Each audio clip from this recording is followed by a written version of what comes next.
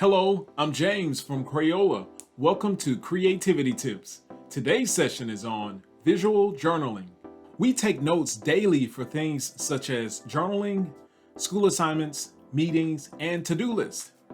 Visual journaling is a combination of writing and drawing that includes our ideas, thoughts, and emotions. For this activity, you will create a visual journal. You will need pencils, paper, rubber band, permanent markers, gel pens, and paintbrush pens.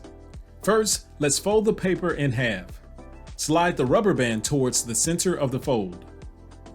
Open your journal to the first page. This journal entry will focus on gratitude.